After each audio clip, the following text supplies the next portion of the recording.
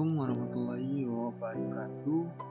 Kembali lagi bersama saya Juna Wardito pada mata kuliah instalasi listrik 2. Pada pertemuan kali ini saya akan bahas tentang ruang berdasarkan zona bahaya, kebakaran, dan ledakan.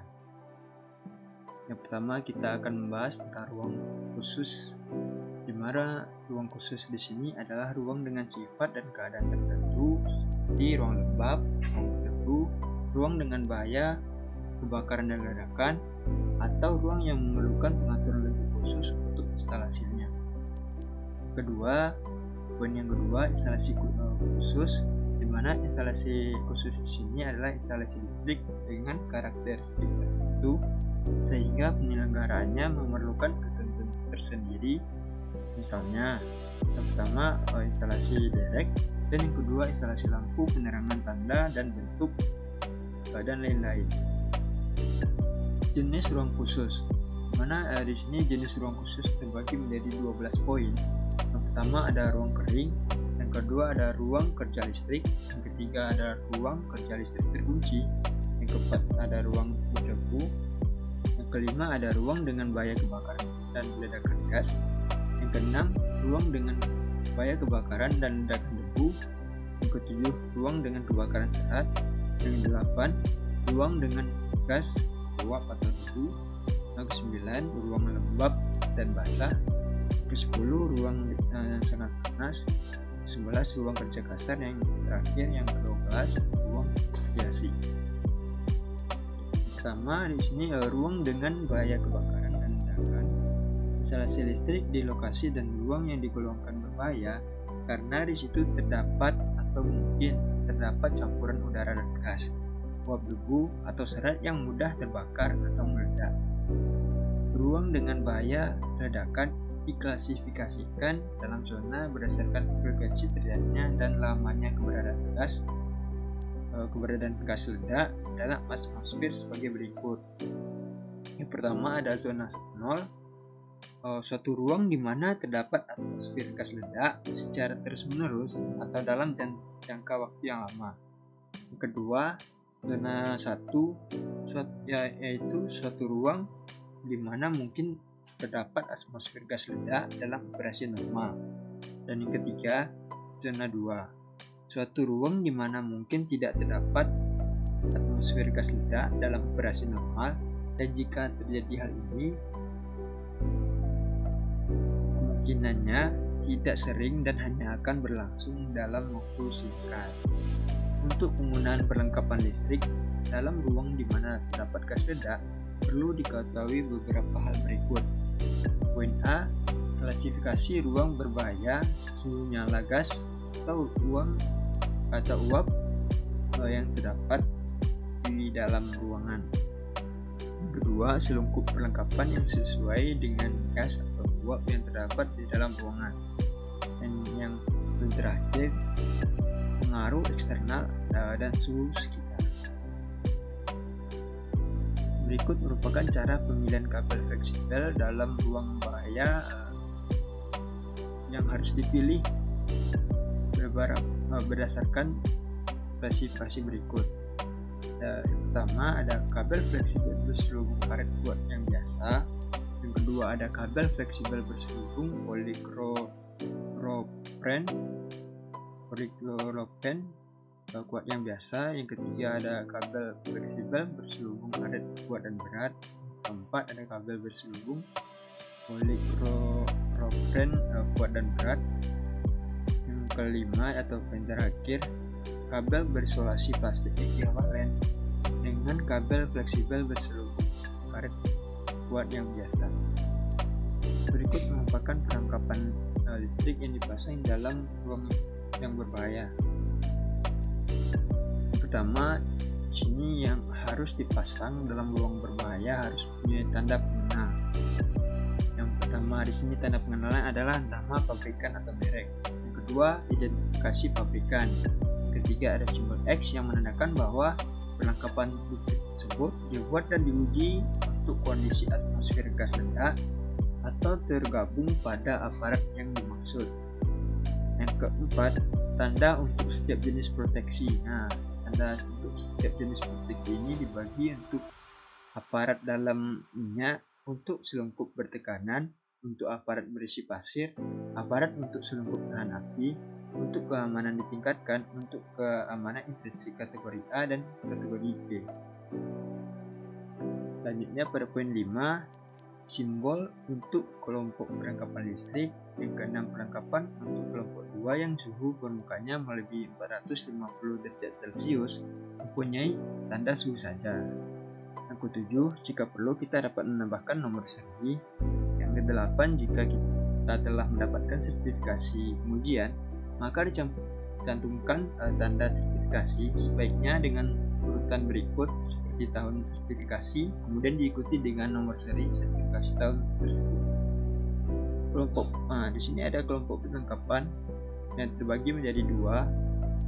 Ada kelompok 1, perlengkapan untuk digunakan dalam penambangan atau dalam kurung gas metana, dengan catatan penggunaan perlengkapan listrik kelompok 1 tidak termasuk dalam UIL 2000. Yang kedua, ada kelompok 2, yaitu perlengkapan untuk digunakan dalam industri lainnya. Untuk penggunaan gas dalam kelompok 2 maka dikelompokkan menjadi 30. Kelompok 2 terbagi atas. Ada kelompok 2A, atmosfer yang mengandung aseton, amonia, etilen, alkohol, bensin, metana, propan, dan gas atau uap dengan bahaya yang ekvivalen. Yang kedua, ada kelompok 2B, atmosfer yang mengandung acetaldehid, etilen, dan gas atau uap dengan bahaya yang ekvivalen. Ketiga, ada kelompok 2C, atmosfer yang mengandung asetilen, hidrogen, dan gas atau uap dengan bahaya yang ekvivalen. Dengan catatan,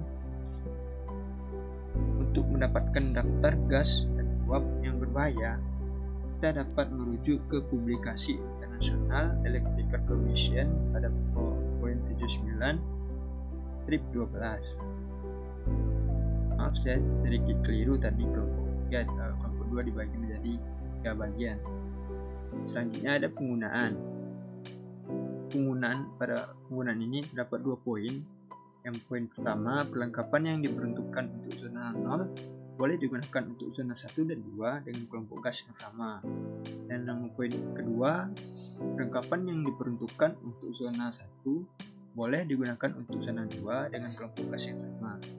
Selanjutnya ada penandaan. Perlengkapan yang akan ditempatkan dalam ruang yang mengandung gas ledak harus mempunyai tanda penenang untuk memperlihatkan zona, kelompok gas, dan kelompok suhu berdasarkan suhu sekelilingnya 40 derajat.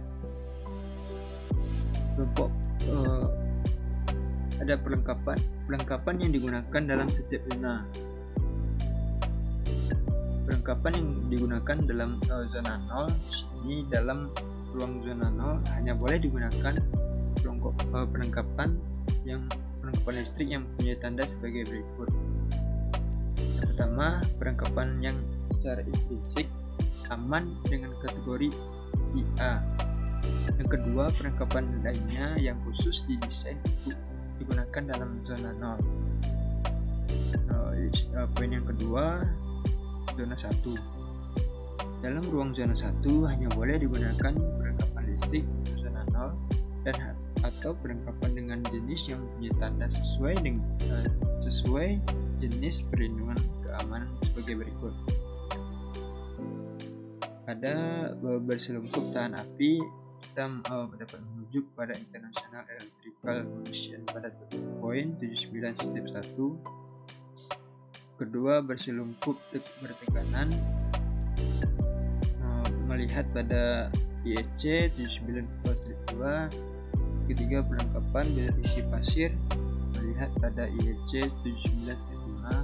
Perlengkapan dalam minyak pada IEC 79 strip 6. Perlengkapan keamanan yang ditingkatkan,